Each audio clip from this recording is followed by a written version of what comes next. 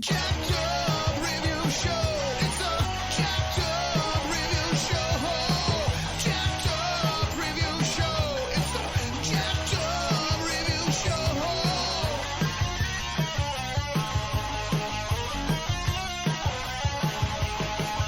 Join us as we cover many an insane movie and numerous cult TV phenomenons. Are you ready to get jacked up? Are you with us? Then listen on. Listener discretion is advised. It's a Jacked Up Review Show. It's a Jacked Up Review Show. Jacked Up Review Show.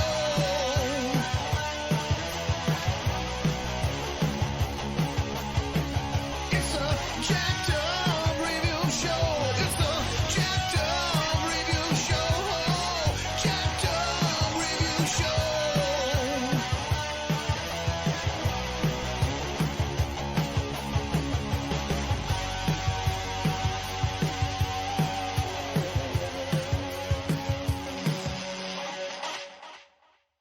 Welcoming all corners of the galaxy, we got Ultimate Action Cast here tonight.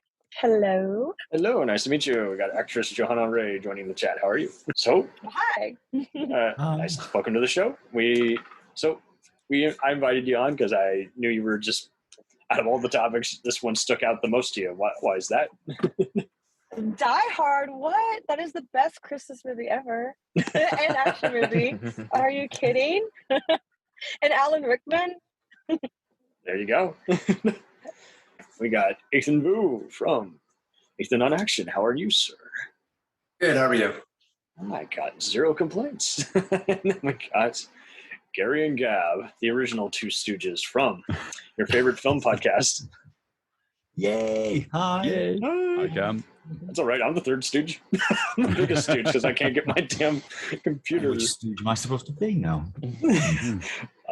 I'm the stupid one who you slapped, so if that makes you feel better. And then we got the Action Elite, Jonathan Mark. How are you? I'm good. All right. Oh, cool. Oh, he's got the cool, slim, mysterious voice. I'm good. Yeah. Cool, mysterious at the bottom of the screen. Yes, yes. Well, we got Americans and UK people and Canadians in here, right? Or one Canadian. Yes. Well, who's the Canuck? I'm Canadian. I live in the Toronto area in Canada. Nice. There you go. Well, you guys make us proud. You got great healthcare. You got government that actually gets shit done. We like you. I'm not going to get into it right now, but I mean, I guarantee you, if we had terrorists, so to speak, holding our highways hostage, we'd have all these apologists. You guys actually did emergency orders and said, nope, need my food, need my supplies, get the fuck off my highway. Oh, so speaking of hostages and terrorists, we're talking about the John McClane saga. Also part of the Valverde saga. That's right. The country scene in part 2 was also featured in Predator, which is part of the Alien franchise, which Ridley Scott said is also part of the Blade Runner franchise. So that makes your head hurt. Good. Yeah. Same production designers and cinematographers also worked on Speed. So because it has the same buses and it's also a Fox property, many think it is also in the same area. The reporter from Die Hard 1 is also in the Denzel Washington movie Ricochet by the same writer and producer. So we got one cool universe here, guys. But crazy. That's too much for one episode. So let's just talk about John McClane's side of the story. Remember when we first met John McClane? Argyle picked him up from the plane and took him down the Nakatomi Tower to meet with Holly. He came to get her back and to be her man, but Hans and his buddies fucked up the plan, and that's about when everything went sour at the Christmas party. And the terrorists were overzealous, but it was sweet when they killed Ellis. And with a little help from Alan, John McClane kicked ass. We're gonna die hard. We're gonna die hard. We're gonna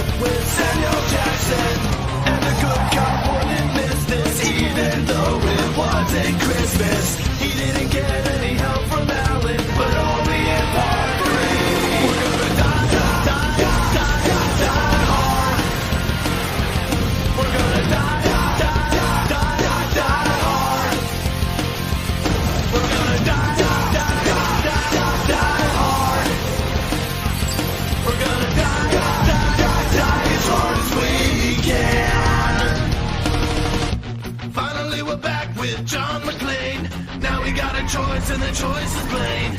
We can live free or we can die hard as we can. From taking on a terrorist he's never met, to taking on an F-35 jet, with the greatest car explosions by far.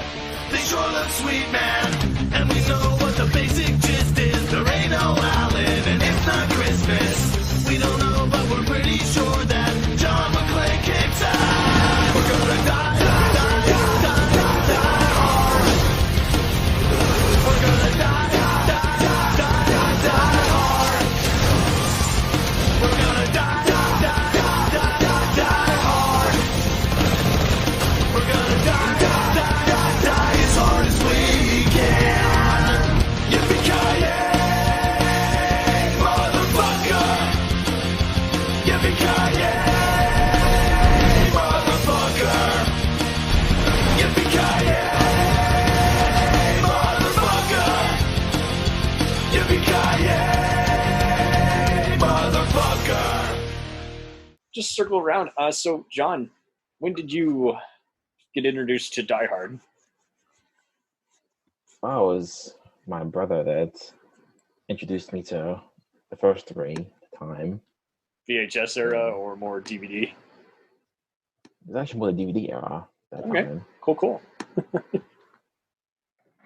Athan, how about you? I definitely the VHS era when I was about 5 to 8. Nice. I can't imagine watching this at 5. Oh no! A while someone's ago. gonna die. It was like we were immigrants to Canada, and we only had like 5 VHSs. One of them was Batman, Die Hard, and RoboCop. Oh wow! Excellent. And I think you were already Predator. used to grittiness. And I basically grew up rewatching those movies like over and over and over. And yeah, that was my introduction, just good old American movie violence. Just a sidebar. Would you say that's your favorite of the 5, or are you more of a Batman or Predator guy? I'd say Die Hard would be the favorite of the 5. I liked all of them. Batman is cool, but I didn't really get it as a child. But whereas I don't think any of us did. We were just like, hey, Jack Nicholson's funny. Why is that weird Prince song playing during the parade? All right. yeah, it's like why are they in a museum with painting? It was weird, but Die Hard was definitely the most relatable. It had the most relatable hero and story. So that was the one that I would put in the VHS player over and over again. Sweet. Very nice. So, Gab and Gary, tell us a little about how you guys got into this genre that is ever-changing. You want to go first, Gary, or shall I? Yeah. So, I mean, Gary here. I'm old enough. I remember when I was really kind of into Bruce Willis with Moonlighting. I was about sort of 18 or something. Have you ever been mistaken for him in public? You know, I looked a lot. I know you're joking, but I looked a lot like young Bruce Willis. Nice. I now look a lot like an old Bruce Willis. And I look like a young Sybil Well, Shepherd, difference so. is you give a shit though. You give it. So no, I loved the old Moonlighting thing. I loved his character in that. And then basically Die Hard came out, and there was like, Moonlighting, jacked up, and I just loved it straight away. Hey, nice. Did an unintentional mention of our podcast. I love you. Yeah, I was pretty much the same as Gary. Yeah, I'm old as well. So I think I snuck in to see Die Hard at the cinema. Did you really? Nice. Nice. I was probably 16 or 17, or I think I was 17 because 88 I would be 17. So I was just under the age limit and probably kind of went, I am 18 and got myself in somehow. I can only imagine what that'd be like. I know Joel Hodgson of Mystery Science Theater fame was doing a side gig at Master Pancake Theater where they take a popular movie, and he was doing like a live cinematic riff of both Die Hard and Casino Royale, and I was like, oh, I would love to see either of those live screenings because they're actually in the audience chamber riffing with the audience. Sounds great, yeah. And they like the movie already, so it's just kind of just making just side comments that the audience might be thinking. Yeah. Does McClane have to use the restroom here? If only they had a cell phone instead of a pager. So very cool. Yeah, so I was part of the DVD crowd, but I just would always see parts of them on TV, and I just knew it was like, okay, but here's the reason, why they're just basically the gods of action cinema. Is just their use of practical effects, very little CGI. If anything, it was used for like cleanup or just certain screens or stuff like that. And I just always had a fun time with each of them. Like, and there's just something to it to be said. And it was kind of even a shame when they canceled Part 6. I was like, because they had an interesting premise, which was a return to hanging out with like some Tokyo businessman and just kind of a fun callback to the original. And unfortunately, that'll never happen. But it is also just kind of an untouchable movie. I was even talking with Gary and Gab earlier on their show, your favorite film podcast. Shout out. It was funny. It was like there was like a 2013 April Fool's joke, and they were like, they're going to remake Die Hard, and it's going to be with Chris Pratt or Channing Tatum. And it was just one of those where the internet was just like, next, nope, not even remotely funny. I don't care if you're joking. Yeah, fuck you. That's not funny. It's just one of these untouchable movies, and generally. Didn't they kind of remake Die Hard with Channing Tatum with the White House Down? Right, there you go. And plus, to remake it would be kind of like, well, they've done, Olympus Has Fallen, all these other movies, Speed, and is like, yeah, they've redone it many times. There's TV shows like Strike Back in 24. You don't need to spend the past 34 years basically remaking Die Hard. Right. It's only been remade every year. So, yeah, why would you?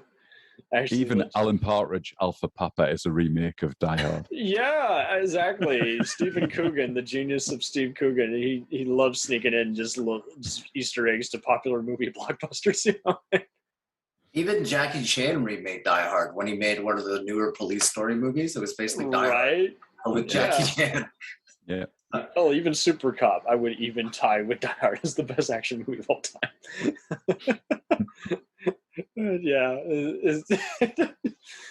So, I was already familiar with so what, Athan, would you say Predator was your first McTiernan film? Or was it Predator? Because you got two of his movies in your collection. And I definitely, Hunt for Red October was my first one. And I think this was probably my second one in part 3 of his. No, I think Predator was my first McTiernan film. Okay, nice. So he was basically Die Hard in a jungle, You got all the suspense. And so then you're seeing him do all these, giant villains and everything.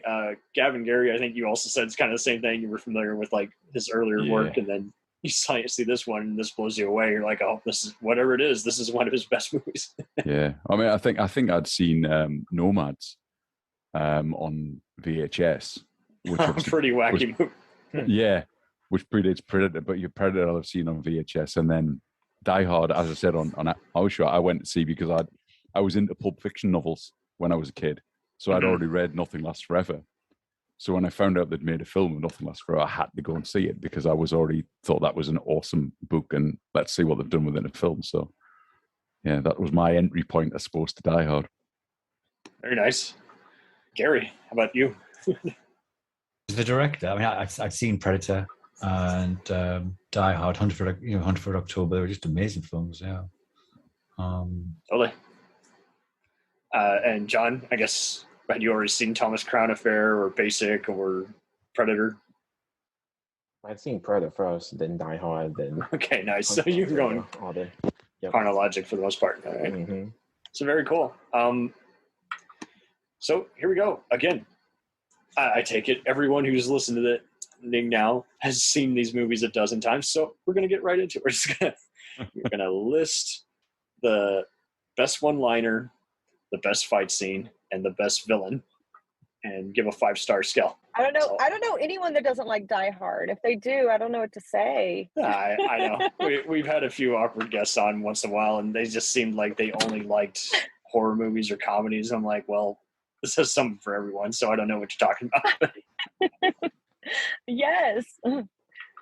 So very cool. I don't know who else in here. So hi everyone. Johanna Rae, by the way. Hi. We got 4 other guests, and so we're going to do kind of just well, I'll backpedal a little bit. So we're going to everyone's seen these movies a dozen times, so we're going to just like keep it simple. Just do a fun 5-star scale Like, what's the single best fight scene, one-liner, and villain from each one?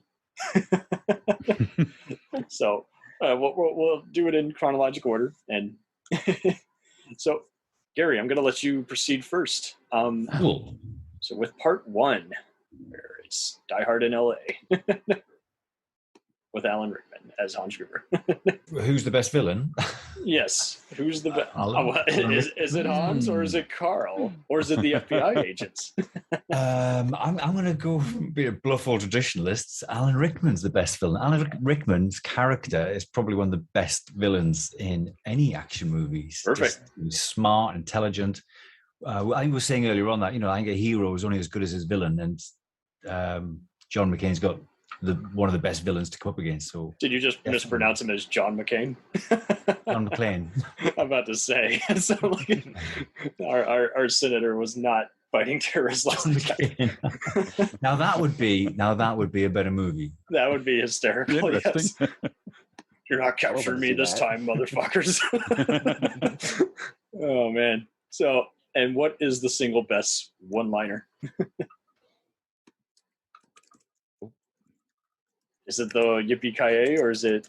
I think we've lost Gary. Not sure. Gary. He's frozen. That happens. It does. So looking forward to editing this. It's going to be fun for you. It's going to be so much fun. Oh, man. Fun. He's gone. We lost a hostage. Oh, no. So I'm going to proceed. Gab. So with part 1. Part 1. Oh, well, Rickman obviously is the best villain there. He created the mold, didn't he, for all British villains that were to follow him. Shakespearean actor comes over, does his best job, and gets out again with the money or without the money. I think it got him a lot of other roles. Don't think he would have been Sheriff of Nottingham or even Professor Snape without Hans Gruber. So yeah, right. Totally. And so, what is the single best one-liner in this century? You see, we were talking about this on our show. It's hard. It's hard. Yippee-ki-yay, motherfucker, obviously, is a classic line, but I think if it's put in the whole context of, just one more American cowboy, another American who thinks he's John Wayne, and then you put the whole thing of Rambo in the jungle. Partial to Roy Rogers myself, and then the yippee-ki-yay. It works so much better with everything. That was Gary Cooper. Yes. Yes. That's great. It's perfect in that way. So, but I don't know. There's so many good one-liners. There really are. I do like when he throws the body out of the window, shoots his machine gun at Sergeant Al Powell, and says, "Welcome to the party, pal." There you go. It's another classic. So we might go with that one for a change. 1,000%. Okay. So, and the best fight scene, is it Carl versus McClane? Yeah, it's got to be Carl versus John, hasn't it? It's such a great scene, and again, great lines. You should have heard your brother scream when I broke his fucking neck and all of that type of thing before wrapping the chain around his neck and smashing him off the wall. How Carl got out of that is another question. But yeah, don't think about it too hard. It's a great fight, isn't it? Yeah, 1,000%. So, Johanna, is Hans Gruber the best villain in the first one, or are you partial to the FBI and Carl? Okay. No, Hans, Alan Rickman all the way. He's the best. Plus, he's got that British thing going on. Us Americans like that. There you go. And then yippee-ki-yay, motherfucker is definitely, my favorite. And as far as the fight scene, I don't know. I like all of them. I actually kind of like some of the subtle scenes that Alan does, kind of toying, he hasn't really figured something out. I like some of the more subtle scenes, to be honest. Okay, so nice. The more mystery. I like a little more of the psychological aspect. Get the detonators. Yeah. So but Hans for sure, hands down. Okay. Villain. Badass. Nice. I forgot to ask both of you. So, is this a 5-star movie? Yes. Okay, perfect. Yeah. It might not. Yes. I'm gonna give it a 10 out of 5 personally, but yeah, no, it's a 5.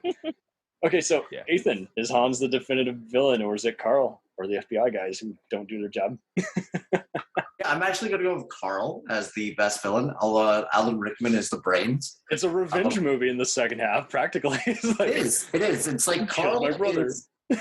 Yeah, he's like the physical match to John McClane in a ways. Yes. And the third act is essentially just John versus Carl, and so obviously that's the best fight scene. Yes. As for the best line, I'm going to go with that theme of the revenge between the two, and I'm going to go with Holly, where she says, "Only John can piss someone off that much," something like that. Or no, only John can drive somebody that crazy. Yes. Good That's call. why he's getting Good call. divorced. Yeah. Drive us to ape shit, John, even though you're your own worst enemy. Now, is it a 5 out of 5? Absolutely. I would argue maybe one of the like top 3 greatest action movies of all time. Top 3. Sweet. 100%. All right, John, you are up. Who is the definitive villain of this first entry? Well, I've always said now. I say this every time. It's Hans Gruber. Every time. Diabolical plan. And what is the best fight scene? Well, as everybody said, John versus Carl. That's pretty obvious. And another thing I'll add to that is what I love about that is that they don't make John like a superhero. They're like a Schwarzenegger type where he's. They even joke about it. Okay, Exactly. Commando. Okay, Rambo. And the best one-liner. Oh God, there's so many. I mean, I could almost go with when he's talking to the supervisor and tries to call the police, and they tell him that it's only reserved for emergency calls only. And he goes, "No fucking shit, lady. Does it sound like I'm ordering a pizza?" That's my favorite line as well, actually, coincidentally. Does it sound like I'm ordering a fucking pizza here? Mm-hmm. Holy fucking shit, lady. And you can use it as a great soundboard prank call. I know there is I know. Die Hard soundboard call that someone used for like prank calls. And is it a 5-star movie? Of course. Okay. Action Nice. masterpiece. So I go all around the board on this. Some days it's Carl, some days it's Hans, some days it's the FBI guys. But yeah, overall, I just got to give it to Hans just because mainly just, again, his plan is just so well thought out. You see him justifying it, even though he has no business doing, just because we, the audience and the characters of the movie, are fools for just, taking the bait. And just the fact that he just wanted to get rich. He didn't intend to kill anyone until basically he got in his way. It's just a hysterical justification of it all. And growing up, I was kind of more privy to the elevator fight, but yes, I do like the Carl versus McClane fight because it just goes on so brutally, and you can actually see what's going on, and it's just suspenseful. And yeah, obviously the calling the 911 dispatch is my favorite one-liner. So it's a 5-star all the way. It's in my top 10 movies, and I do watch it every Christmas. So. The best fight scene is the guy. Is it? It's Carl. The guy where they get the chain on his neck and they. That's Carl. They get him with a chain. That's Carl. That one. Okay, and the best one-liner. Well, it's got to be Yippee-Ki-Yay, isn't it? Okay, and there you go. Okay, so playing by the book. And is it 5 stars all the way? 5. I mean, and Yippee-Ki-Yay is like 5 out of 5, isn't it? It's like It's just world total famous. dynamite. Okay, It is perfect. total dynamite.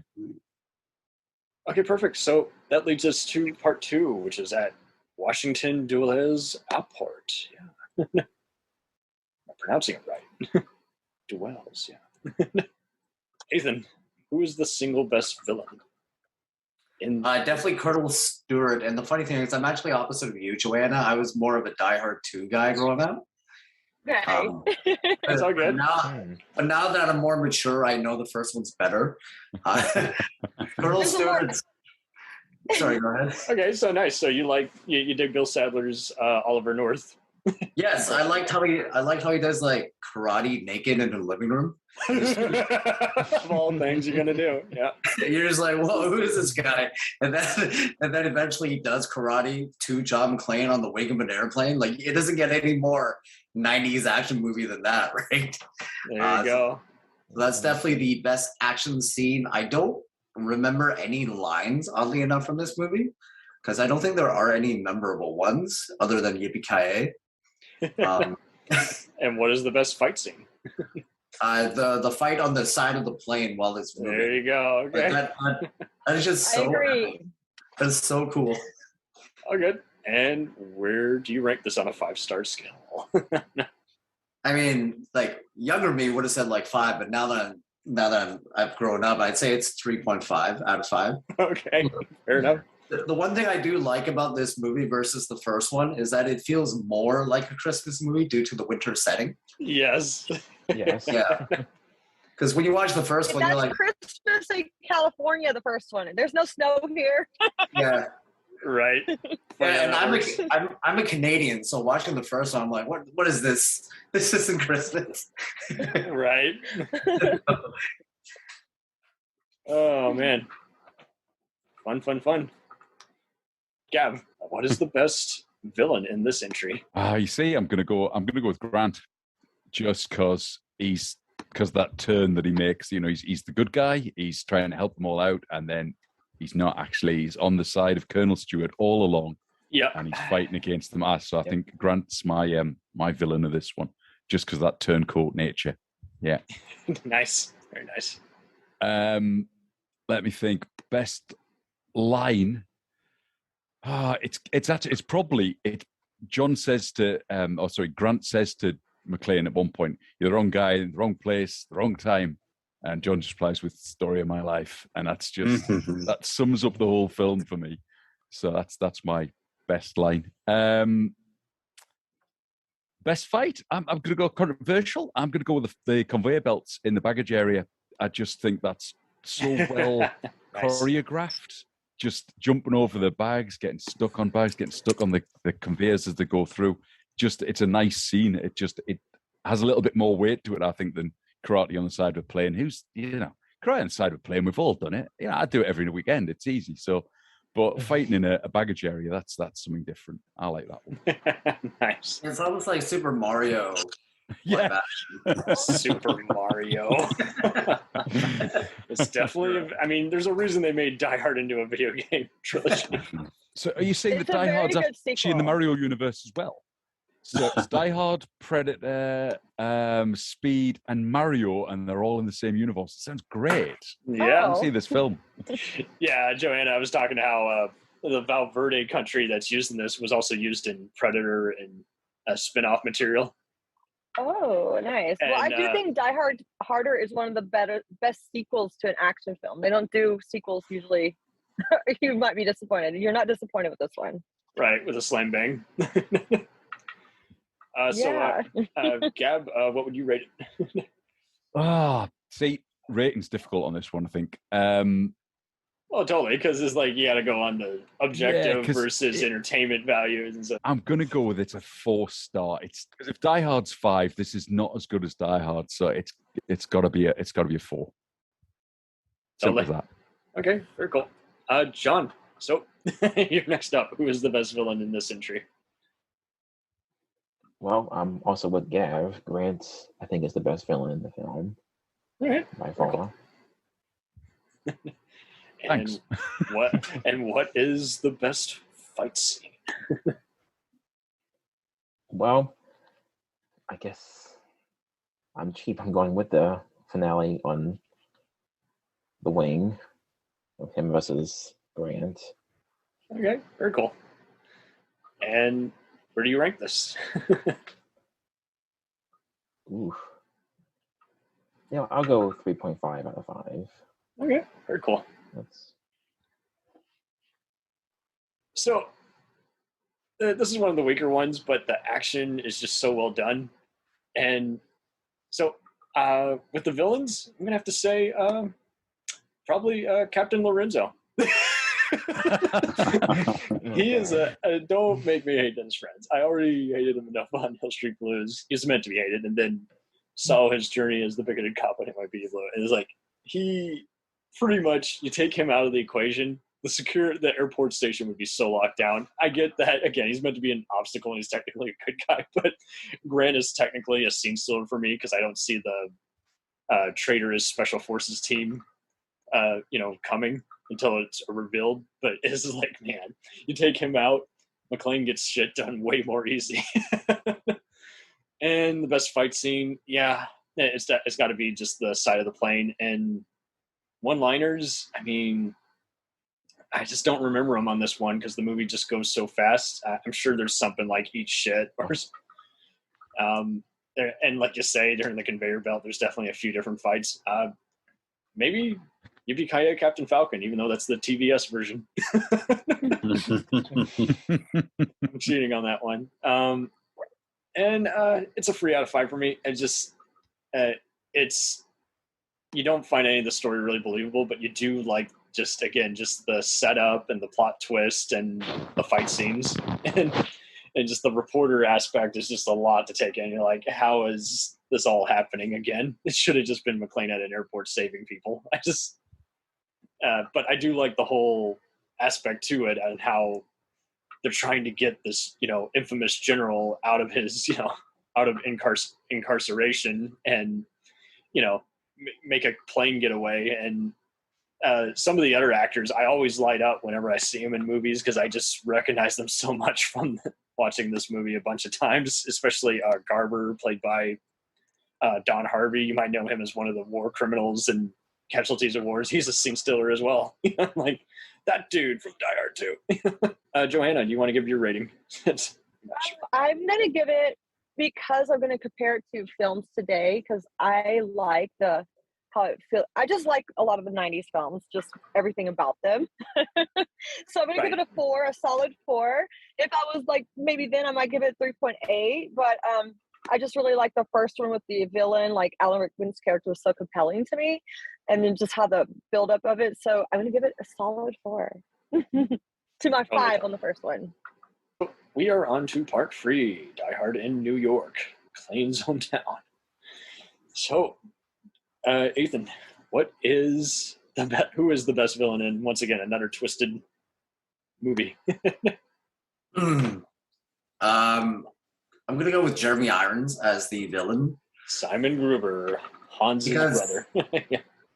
Yeah, growing up, I always saw Jeremy Irons as like this really creepy older guy on all the weird movies he was in. Yeah. Yeah. And plus he wears that like weird looking tight blue tank top. And I just found him really disturbing in this movie. As for lines, I like the one where I think McClane goes, "Do you know how to hotwire a car?" And Samuel L. Jackson's like, "Of course I do, but it takes too fucking long," and he just uses a knife. That's great. That's really great. Oh God, that's great. I don't think there's any actual memorable fight scenes in here, to be honest. No. I like or the just final action scenes, if not fights. Just like Okay. Well, I do really enjoy the ending, even though it does feel like it's tacked on. It's like a motel. There's a helicopter, and they're gonna shoot it down. Becomes a Lethal Weapon movie all of a sudden. Yeah, for sure. As an overall rating, though, now looking back on the series, I liked how they tried something different. They tried to move John McClane outside of that whole "it's Christmas time and he's the only one that can help out" kind of thing, and how he's more targeted this time around. So I'm going to give it a 4 out of 5. I'm going to give it a slightly edge over Die Hard 2. Very cool. Okay, so Johanna, you are up.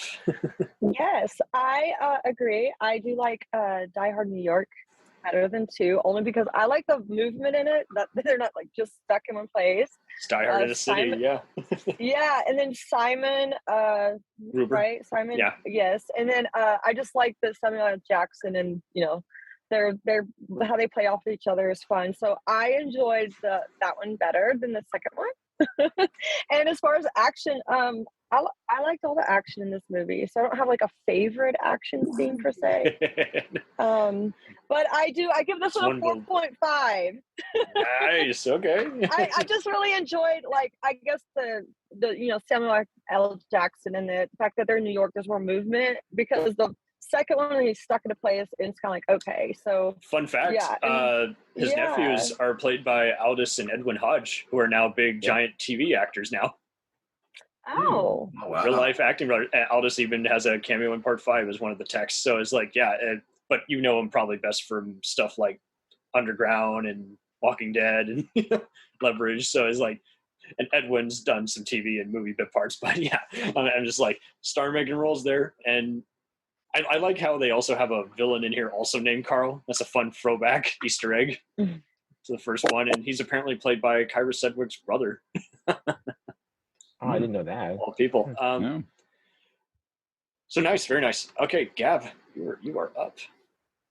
Best villain, I'm going to go left field and go with Matthias Targo, Nick Wyman, who is Simon's second man or his right-hand man. It's an interesting guy because you don't know if he's going to take over the movie. Yeah. He's just very slimy and greasy looking. He looks like a pedophilic trafficker almost. Yeah, he's just got something about him that just seems... Because let's be honest, Irons is just being Alan Rickman. So he's doing a passable Rickman impression, but that's all he's doing. So he's not bringing anything new to it, I don't think. So I'm going It's with an interesting Targo. take, yeah. Yeah. Best line? Best line leads into the best scene, which is when McClane turns to Zeus in the car and says, has this car got airbags? And Zeus goes, yours had has, but mine, McClane! Go through the park. Which is probably then the best action scene as they go through the park on the car. So yes, you know which one you're watching when you watch that one. That was actually like the first clip I ever saw of any of the movies. Yeah. I'm trying to think what else are we asking? You summed it up. Action one-liners. Yeah, I think the best fight scene though is actually Targo versus McClane on top of the tanker. It's a really short bit, but I think apparently it was a much longer scene and they cut it. Much like part 2. Try and get the 15 rating on it. So, but that fight scene on the tanker is a really good fight scene. I think that's up there. Yeah. Totally. All right, John, you're next up on the roster. I've always enjoyed Jeremy Irons as Simon. I mean, yes, he's basically doing Alan Rickman, but I can give it a pass because at least it's off pretty decent in this. What is the best one-liner? Well, Gav actually stole mine. Sorry. Nice. Okay. And the best action scene or fight scene? I might actually go simple. I'm going to say the elevator scene. Oh, okay. That was my second choice. Yeah, you got some good competition here. Yeah. And okay, and sorry, did I get either of you guys' ratings? I'm sorry. Gab, what do you rate it? I don't think I did rating. I'm going to go 4.5 because it's just slightly better than Die Hard 2, but not as good as Die Hard. All right, and same rating. Okay, cool. 4 out of 5. Dynamite Entertainment. Okay, so I'm with you guys. Yes. There's just so many villains to pick from. There's a great fight scene. Growing up, I kind of was partial to the elevator. And again, I love the boat fight, but yet it's just not seen as much, especially on TV if they modify it. So I got to go with the taxi chase. I just love how he's, undercover, posing as a bigot, trying to, play Rickman's game, and then he gets caught up. The best one-liner has got to be, "Don't fuck with me or I'll shove a lightning bolt up your ass," by Jackson. I would always see people doing prank calls as Sam Jackson, and I was like, what, where's that one-liner from? I know I've seen all his movies. I definitely have heard that line, but it's not in Pulp Fiction. I've seen that one a bunch of times. And it's like, it's from Die Hard 3. Awesome. And it just sticks out every time I watch it now from this point on. And like you guys say, it does feel like a way, this is what part 2 should have been, because it's just, again, part 2, it had its fun moments, but it also feels a little too static nowadays. It's like this one is just more freeing, just seeing him, again, it's personal revenge mission. And I see so many movies, especially the more recent Riddick, I feel like they are very inspired by Die Hard 3. It's like, if you're going to do anything, you can't top the villain, but if you're going to have any villain, have it be someone who's been wronged, who wants blood for someone killed initially in the first entry. And Bruce is still pretty committed to this role. he looks miserable in some places, but he still it's just a slam bang movie, even though, like you guys say, it does kind of run out of steam in the last 10 minutes. I would see some people even quote the "say hi to your brother." I'm like, really? That's not even the most inspired part of the movie. So no, I got a question.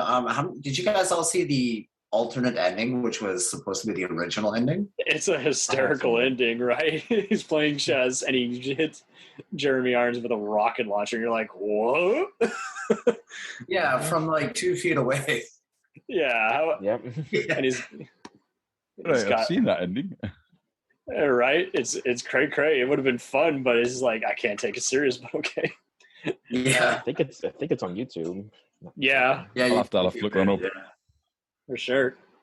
Okay, so we are to Die Hard 4.0, also known as Live Free or Die Hard.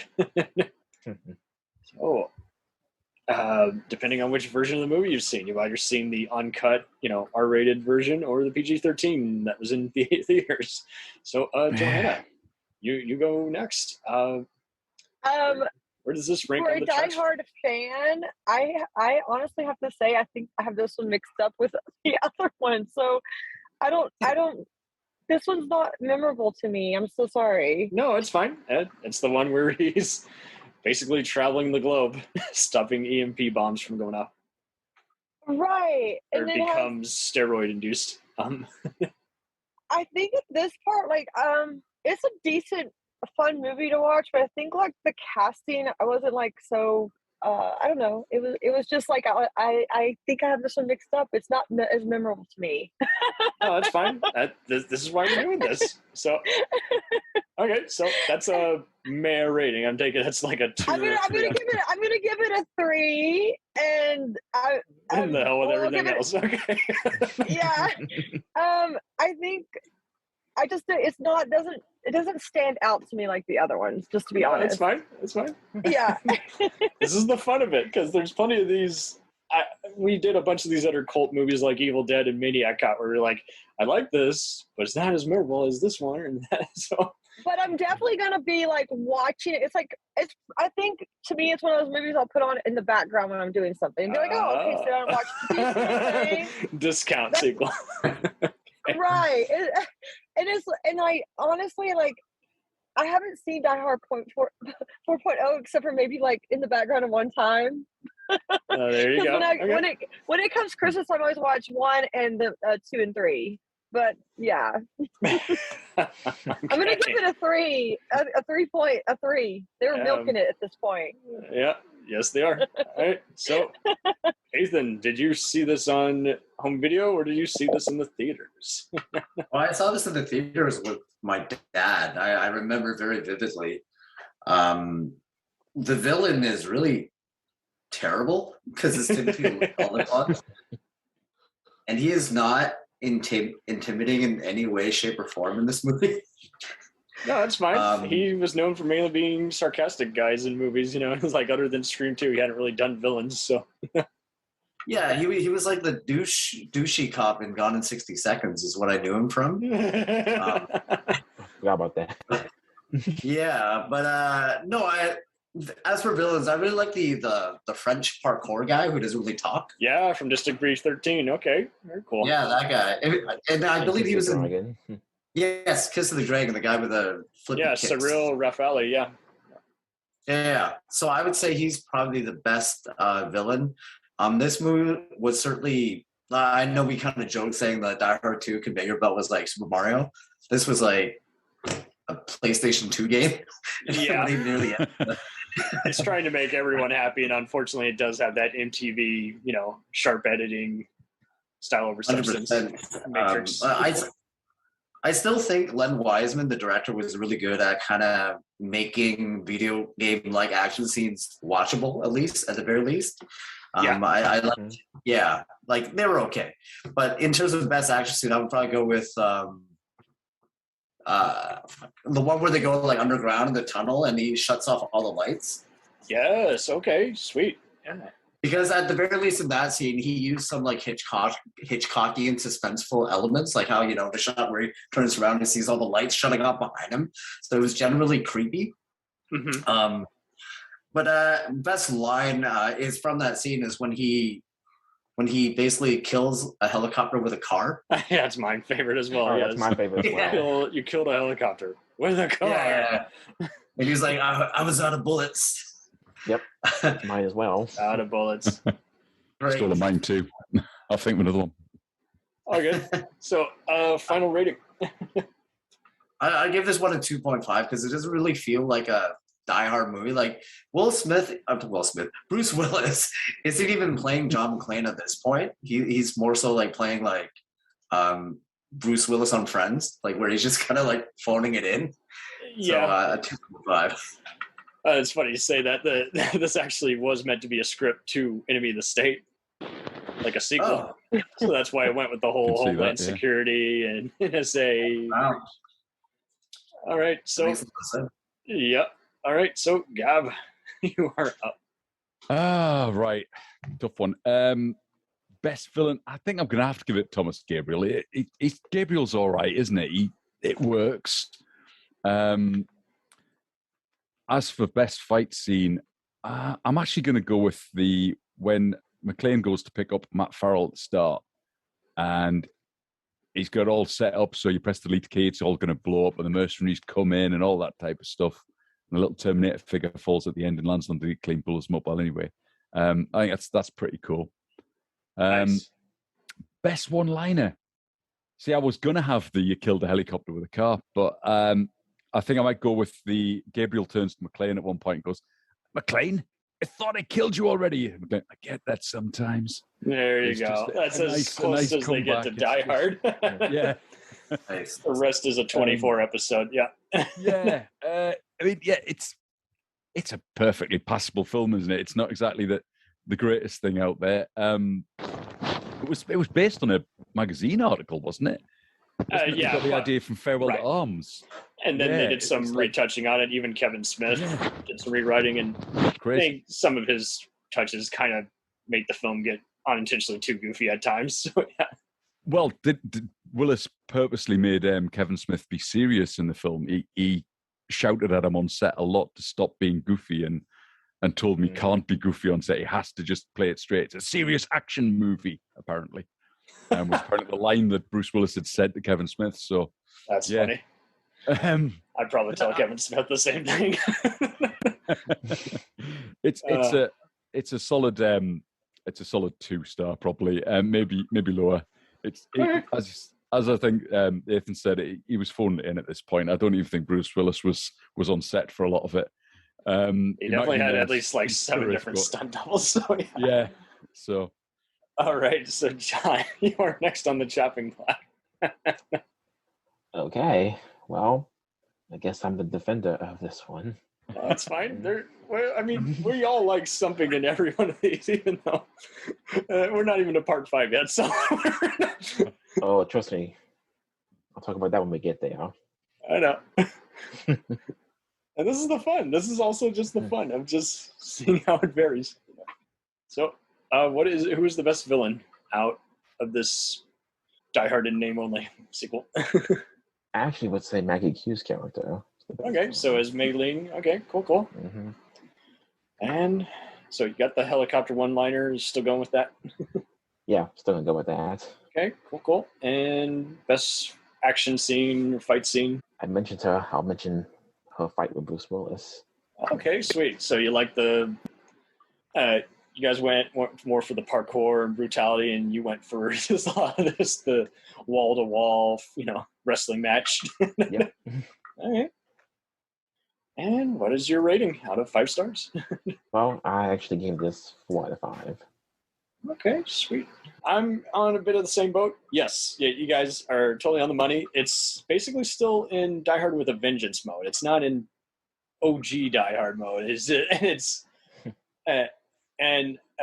I was kind of in the same boat. I can't stand a lot of today's movies that, aside from Equalizer and Wick, that just are very over-edited and very just choppy. And this is just one of the few just diamonds in the roughs, whereas I was glad to see this in theaters, even though there was still some junk in it. There was still some interesting just aspect to it. And like you guys say, there is unfortunately it is very restricted by having way too many villains and not enough intensity. And I've one critic even compared it to like Tomorrow Never Dies and like one of the Triple X movies. Like it does unfortunately have those lesser elements where you're just like, okay, well, you seeing a simulation of Washington D.C. Blowing up just really isn't all that theatrical. Again, it's a video game cutscene. That's not a movie cutscene. But the good shines through for me in this, and I always watch the uncut version because there's just so much stuff that they cut out that doesn't make it. It makes it actually feel way more like a Die Hard movie for me. And this brings me to my favorite villain. I think Timothy Olyphant does okay with what he's given, but unfortunately, you remember more, again, his master plan rather than, again, his character Gabriel. And it's a shame because he has a backstory and you just kind of feel like they just edited all of that out and they just didn't do enough takes with him or tell him, hey, I need you to be a smart ass or an intensing guy, and it feels like he's still in his Silent Deadwood impression. But my favorite villain is actually henchman Russo. He's the one who gets, diced up like a pig at the end of the fight and at the end of the factory fight. And actually, no, that's Cyril Rafali. Okay, no, Russo is the one who's killed at the control room again after the tunnel scene, and he's holding the daughter hostage. And he has way more lines, and there's actually some way more hysterical one-liners in the unrated version where they're like, Russo checked out for the day, I'm here. And best fight scene, again, like you guys have said, the helicopter junk is just a little too over the top and just feels like a video game segment. My favorite fight is actually when they're infiltrating the bunker and trying to power it up, and Henchman gets shot in both,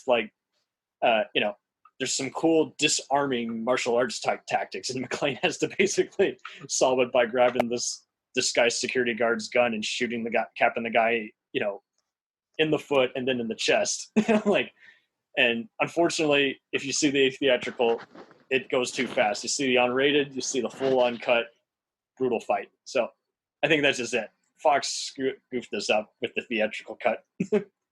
But I like it as much as part 3 and way better than part 2. So it's a 4 out of 5 for me, even though it's got some junk in it. But we're all pretty much on the same page. It could have been way better. It could have been a little more Die Hard. Instead, it kind of just is in name only. It's a little too silly at times. So that brings us to Good Day to Die Hard, also known as the movie that is it for the franchise. So I'm just looking forward to this because I just know there are going to be different degrees.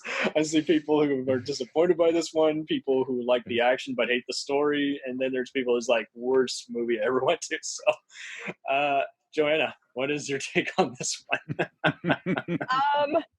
It doesn't feel like a Die Hard movie. I don't remember much of it. Isn't that episode 24? This is in Moscow, or they wait. Yeah. Okay, yeah. This feels like an action movie made today with no good plot. I don't know. Plot. Yeah, I think it's like a mess. Yeah. But if I compare it to today, I'm gonna like it just because I the franchise. I like the franchise. I like still at that point. I think I liked a lot of movies being made at that point, and so I'm gonna give it a 2.5. Right. Today's rating, yeah. Nothing memorable, rating, but still okay. It's not very. It's a mess. Now we're milking it, okay? You can't look away. Now we're using the title Die Hard in Bruce Willis's face at this point. Oh God. It has good action though, so yeah. But yeah, that's what I'm gonna. I don't really consider it a Die Hard film. No, that's fine. Per se. So I probably wouldn't put that. If I was gonna be like, we're gonna watch Die Hard movies tonight, I would probably just not put that in the thing. It's the chopping block. Okay. Yeah, it's on the chopping block. It can go.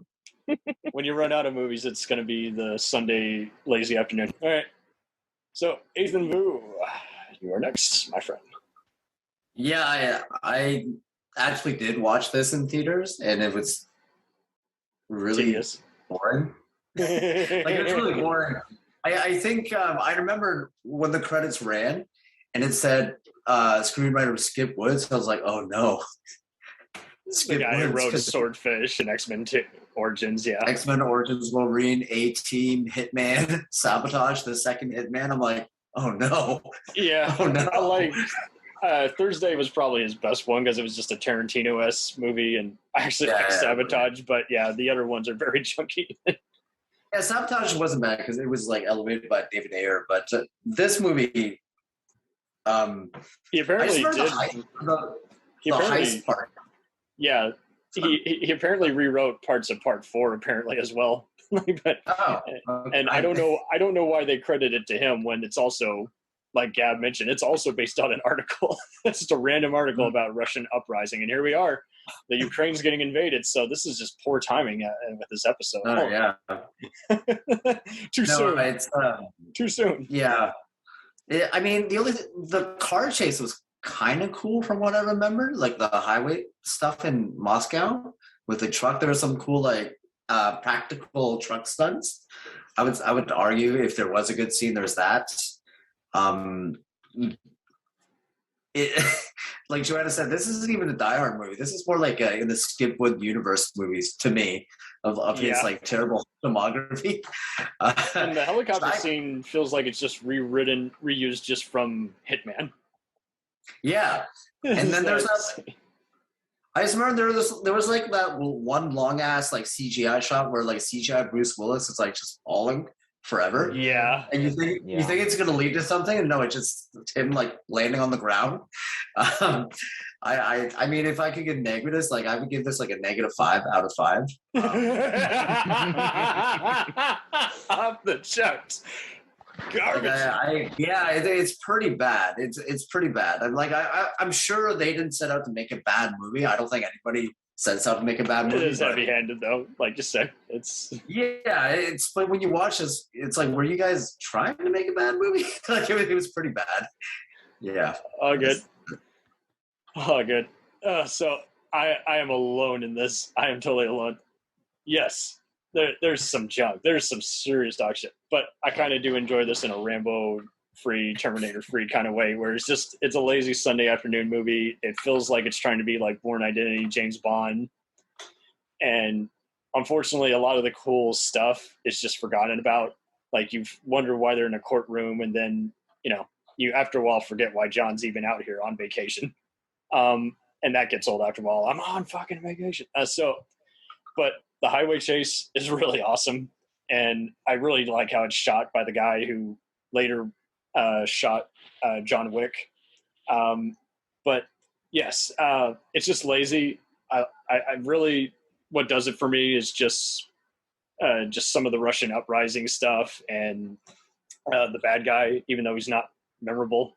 I just like how the villain dies a similar way. And so again, the highway chase, totally worth seeing, and everything else is just take it or leave it. I just don't find it all that bad compared to most action movies. I just was having fun just on a casual theater visit, just seeing a practical effects with some occasional junky CGI. So much like Part 2, it is one of the weaker ones for me, so it's a 3 out of 5. I just didn't regret it like most people, but I understand many disowning it because by this point, again, it's still in with a vengeance mode. It's very separate from the whole Die Hard OG. I totally forgot I don't think it's even in vengeance mode. It's not a Die Hard film. It's the end of the day. It's just something else. I just say that because they're going around a city blowing shit up. But it was originally planned to be that it was a reboot of the Die Hard franchise because Jack was supposed to come in and replace John. Yeah, Jack. And they were going to continue and have Jack McClane.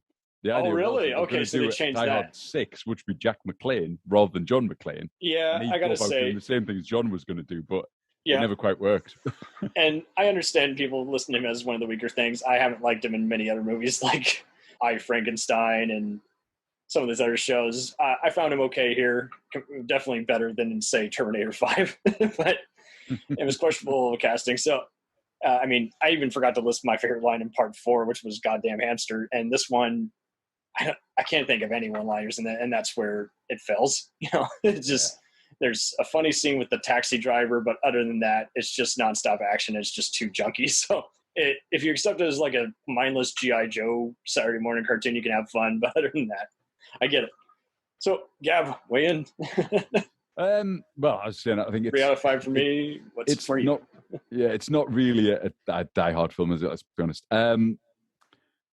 Best bad guy is either the scriptwriter or Bruce Willis for agreeing to do it. I'm not sure which. Oh, nice. I love sarcasm. Best one-liner, as you said, there's not any There's no one-liners. one-liners. I think I'm on the fucking thing vacation. yeah, that's it, isn't it? He constantly comes back to the fact he's on vacation. And that's the only thing that sort of links it in any way to the type of thing that McClane would say in any of the films. Best fight scene or best action scene. It is action all the way. I mean, it's fights and action the whole way through it. And as you say, most of it's very, very clunky or very badly CGI'd. The crashing helicopter at the end, yeah, it's quite nice, but it is very dodgy the way it looks. Do you know what? I don't know. I kind of try and forget about this one as being a Die Hard film at all. I think if they'd sold it as just a spy movie in Russia, it would have been all right, but it was sticking John McClane in there that's really caused it the problem. Even if Bruce Willis had been in it, but just not as John McClane, it probably would have been all right, but it doesn't work as Die Hard movie.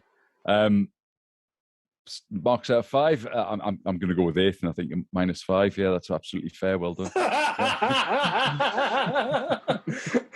Damn. Oh man. So Don, you are up, and I know you hate this more than God's earth. So have at it. Oh God, where do I begin? This is prime example of a disaster. I mean, it felt like nobody put any effort into this whatsoever, particularly Bruce Willis. Him and Jai Courtney just had zero chemistry. I can't really think of any single action scene in the whole film, to be fair, because I've only seen this once and I was in the theater. And man, one theater experience, I was just sad after I left. It has got one best thing of all the Die Hard movies, actually. It's got the shortest running time. It's only 1 hour and 38, which is definite bonus for this film. Well, that's one good thing. That is one good thing. I'll say that. That's about it. That's all I can say about that. Okay, so not applicable on anything here. So let's skip ahead to the rating. I'll be the same, -5 out of 5. Nice. Okay. Oh God, so that's it for the franchise. Again, but at least we're all in agreement that the first one is still a Christmas movie. Absolutely. Absolutely. Yes. Yeah. It's wild how some are disputing that, and it just seems like have they just been re-showing it to you guys too many times, or what? You know, why are we arguing about the merit? I would, okay, I'm just going to say something, a bit of argument. I would argue Lethal Weapon is more of a Christmas movie than Die Hard. It kind of is, because I mean, The first one. You even see a Christmas tree, because I mean, Yeah. There's a Christmas tree in Die Hard. I'm sure Yeah, it falls in the fountain with them, doesn't it? Oh, that's right. Yes. Having a Christmas party, and he has his toy he's taking home to his daughter at the very beginning of the movie. Oh, that's true. Yes. So I guess it's just more in that, I mean, after a while, I think what they're getting at is like part 1 does kind of play it up a lot, and of Lethal Weapon, and Die Hard 1 is kind of more just, it could be anywhere, anytime, and that's just an added gag. But I know what you mean, but yeah. Anyone ever tried a double feature of either one? Of the two movies, Lethal Weapon and Die Hard? Yeah. Oh yeah, all the time. All the time? I did last night. Really? Okay, sweet. Oh. I love Lethal Weapon. I just feel like when I throw on Die Hard, I gotta watch like Lethal Weapon either or vice versa. Because they seem like they're in the same universe. They really do. And I've seen some try to link it to no avail, and it's like, yeah, it's whatever it is. It's the Joel Silver. Yeah. Shane Black, Steven E. D'Souza universe. Very cool, very cool. So I'm going to let you guys promote your projects. Johanna, you've been again, very busy as an actress. So any movies you want to plug that are coming out soon to see? Yes, a cool little anthology indie film called 8 Days to Hell, and I get to do segment 1 with Eric Roberts, and it's film noir, so it's kind of fun, and I get to play a villain. Okay. Well, I shouldn't say what I am, but that was a fun part to play. Too late. It's out of the bag. Yeah. So yeah, fun. and Eric Roberts is a joy to act with. He's a very nice person. Why wasn't he in one of these movies? Right? He's very talented. I don't know what his anything about his things, but I mean, I loved him in the Batman film too, and I've seen some of his movies. What is it? Where he was nominated for an Oscar, where they're on the bus or they escape the John Voight and him. So he's a very talented Runaway Train. Yeah. Okay. Nice. Oh yes. In Star 69, I think he plays a Star really 80. bad. Yeah. Star 80 or something. 69. Whoops. But yeah. It's a fun anthology horror film, and my segment's really cool. I got to act with him, and it's going to be in a theater for a week here just locally in Los Angeles, and it's going to out on streaming services. Oh. Eric Roberts is a busy actor. He says he loves to act. Honestly, he's very grateful and a very nice person to work with. So yep, that's what I've heard. So that's cool to know. Yeah. So, Athan, what are you reviewing next on your podcast? We have a reaction scene coming up for Drunken Master 2, the final fight with Jackie versus Ken Lo. Sweet. Podcast is available on all podcast platforms. Athan in Action, YouTube page, also Athan in Action.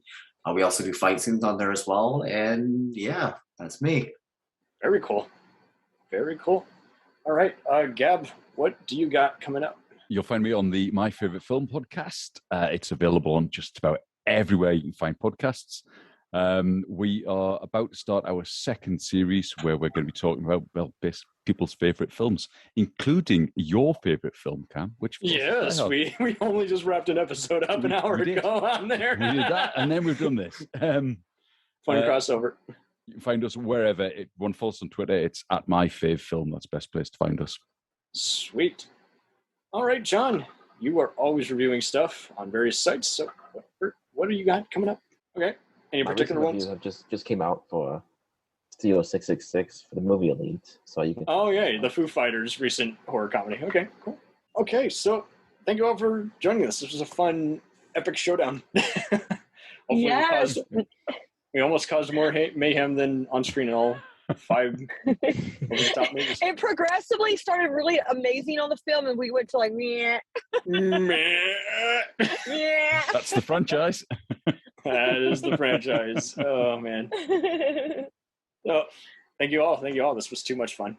Yes, thank you very much. Thank you. It was really nice chatting with you, gentlemen.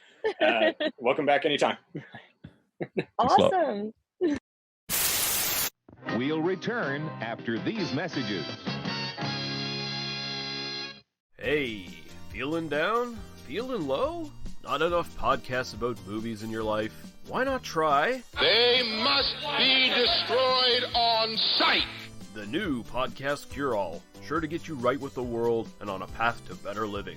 We have exploitation, we have Italian horror, we have zombies, we have slashers, we have crime films, we have spaghetti westerns, we even have sci-fi and sex comedies. So take a dose of... They must be destroyed on sight! As needed, and let the hosts, Lee Russell, Daniel Harper, Paul Romali, and the odd guest host cure what ails you. Warning, may cause atrophy, African consumption, black fever, bone shave, chin cough, colic, cramp colic, dropsy of the brain, elephantitis, grocer's itch, jaundice, mania, miasma, mortification, palsy, Pott's disease, rheumatism, scurvy, St. Anthony's fire, summer complaint, and worm fit in some people. Consult a physician before listening.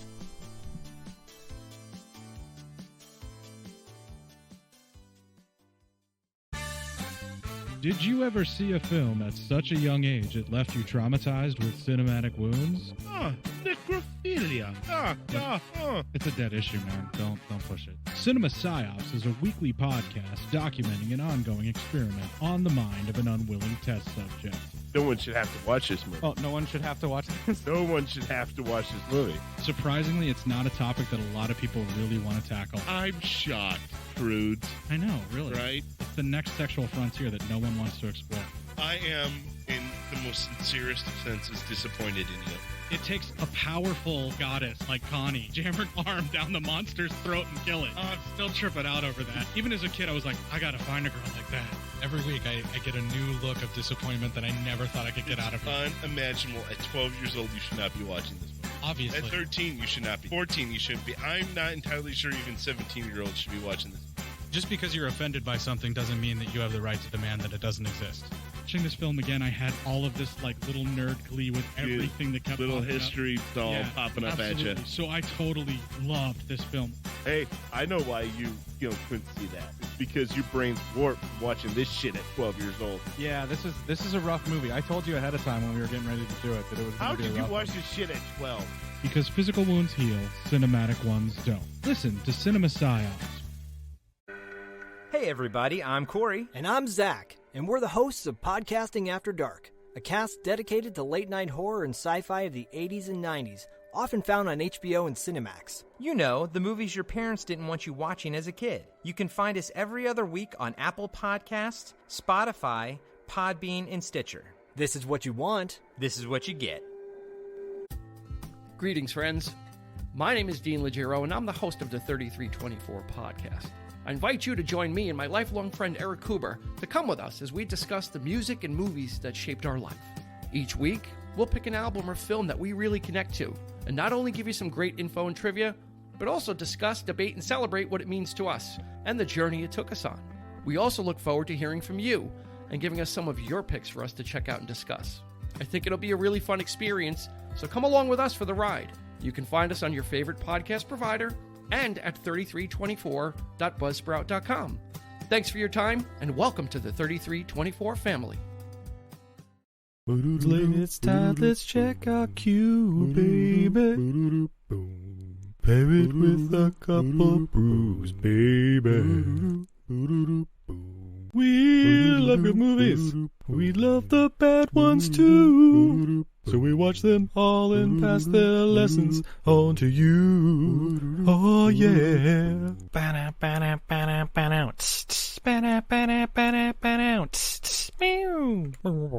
Everything I learned from movies helps to make life a little bit groovy. With a one-last plot holes of gratuitous movies. It's time to get busy with your friend Steve and Izzy at eilfm.podbean.com.